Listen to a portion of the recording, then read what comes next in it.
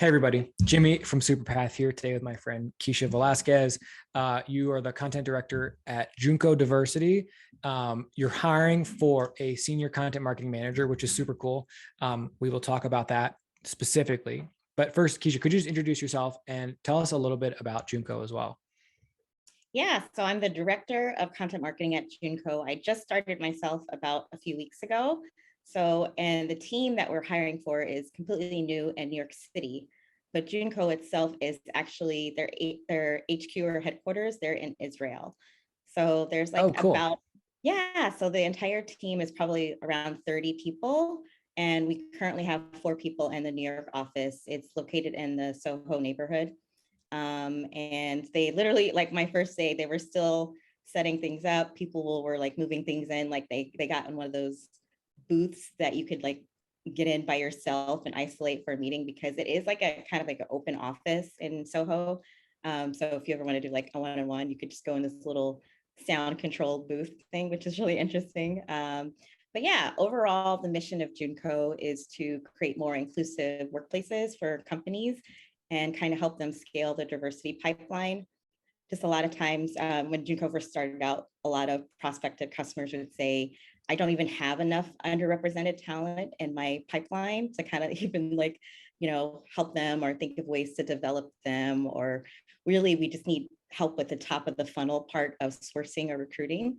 So with Joonko, we use machine learning, AI, to match applicants based on their qualifications to job posts. And we have something called a closed pool, or a closed talent pool, meaning that all the candidates in that pool are mostly underrepresented. So like we say underrepresented, we mean either like people of color, women, people with a veteran status, or people in the LGBTQ community, trans people, all that kind of thing. So those are all underrepresented talent that are located in our talent pool.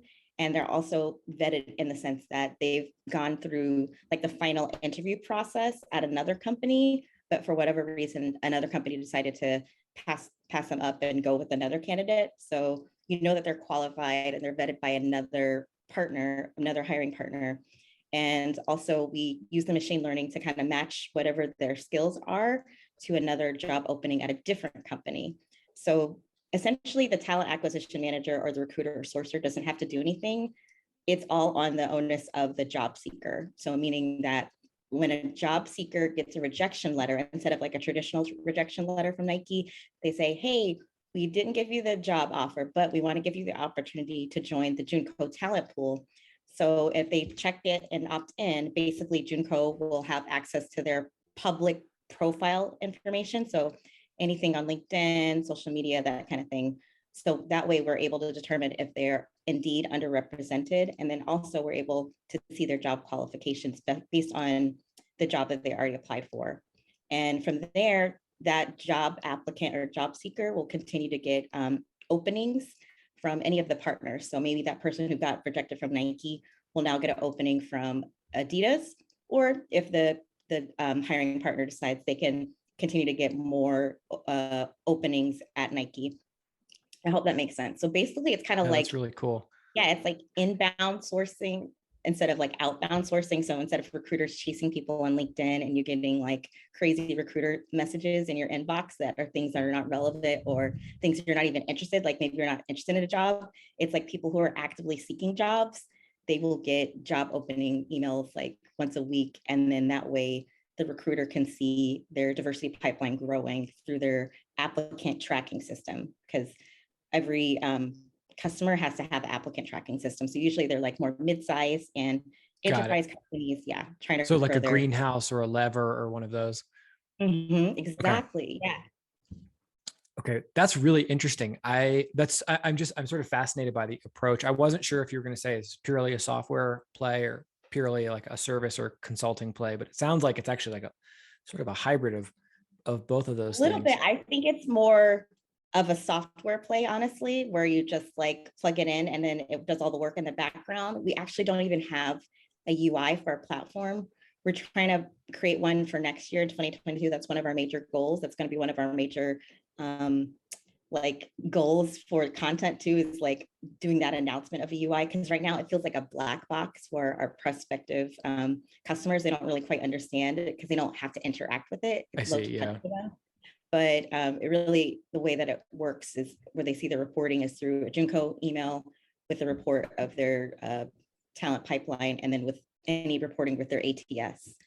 So, but we're gonna soon create a actual dashboard for our hiring partners or our clients, so they can see the demographics of their talent pool and how many people applied and all the things. So it's This gonna is be really cool. interesting. So like you're hiring, you don't, I mean, I actually think it's sort of fascinating that there isn't a dashboard right now because it's just all happening in the ATS you're using already. And Mm-hmm. this solution helps you fill the pipeline with more diverse candidates without doing very much except trusting Joonko with making it happen. Yeah, and the reports that we give you, and then you Yeah. see it in your ATS, that reporting exactly. Love it. That's super cool. That's super cool. So the company is fairly early. I mean, I think it's actually really cool that it sounds like Junko's making a big investment in content in hiring you as a director, and now you already building out a team. Um, it's early. I know it's early. So like, what is content going to look like over the next year? Like, is it purely an education thing? Are you trying to grow through SEO? Is it thought leadership, or is it some mix of all those things? Yeah, I think primarily you're probably trying to generate like leads and grow both with, like, I don't want to say like vanity metrics, but we wanted to definitely have like more like followers, and we definitely want more traffic on our site because Mm-hmm. we are such a new startup. We definitely need more traffic, but we also need to do some work with nurturing that traffic that we drive to the site. So at the same time, we got to build up those nurture campaigns in our email. And then we also have to work on our SEO. Right now, we're like optimizing our current landing pages that have gated content, and we're trying to optimize our blog articles that are ungated. But really for the senior content marketing manager position, we're looking for somebody to do more in-depth research white papers in-house, which I know is kind of like an interesting approach because a lot of people outsource that. And then also just to help us manage and edit the content marketing managers, because in our team, the content marketing managers are mostly the writers or producers.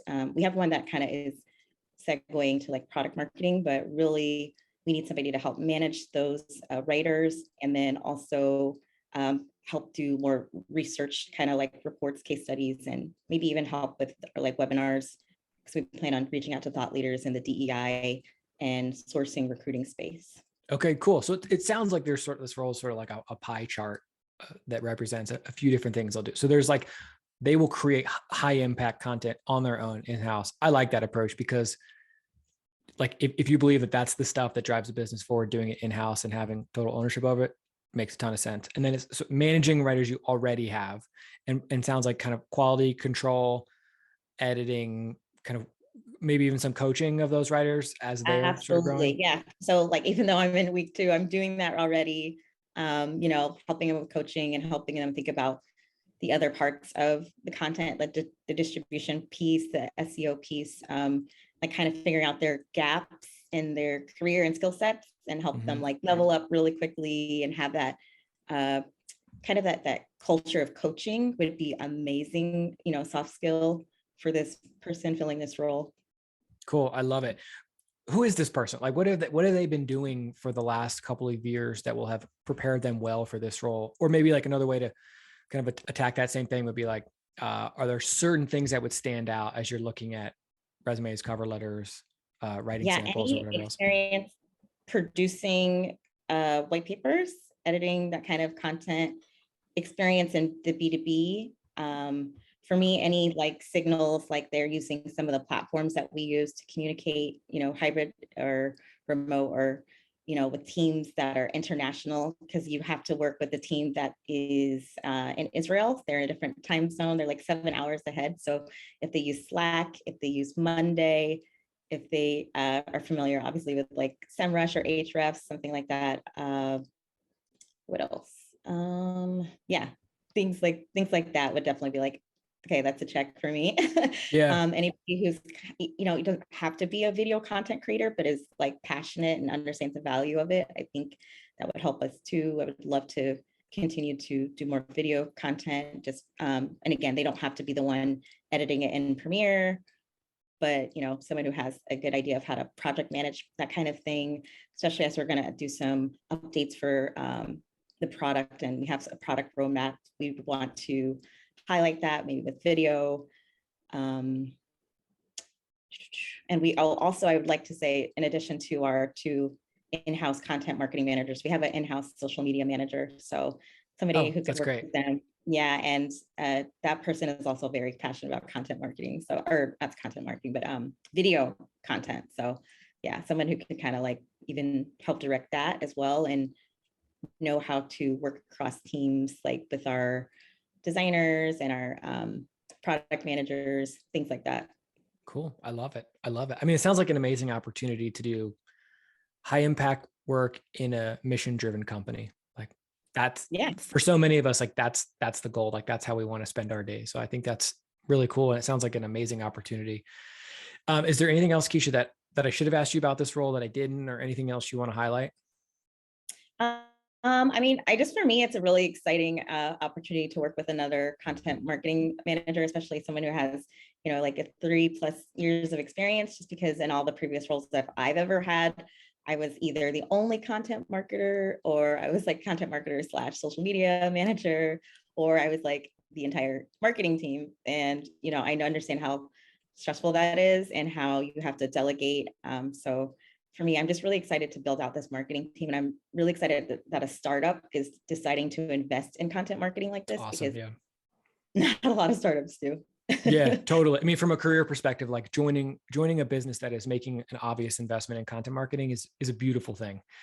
Yeah. Right. Like how many of us have worked in environments where you're like constantly advocating for your own work, versus being in an environment where it's appreciated, it's recognized, and the investment is there for what sounds like the long term to make it happen and make it work. So I think it's really cool. Keisha, thank you so much for doing this. Honestly, it's a great value add to folks on the Superpath newsletter and Slack community to see your face, hear your voice, learn more about the role. So we really appreciate you taking time to do it. Yeah. Thank you so much, Jimmy. This is awesome. Yeah, absolutely. Take care. We'll talk soon.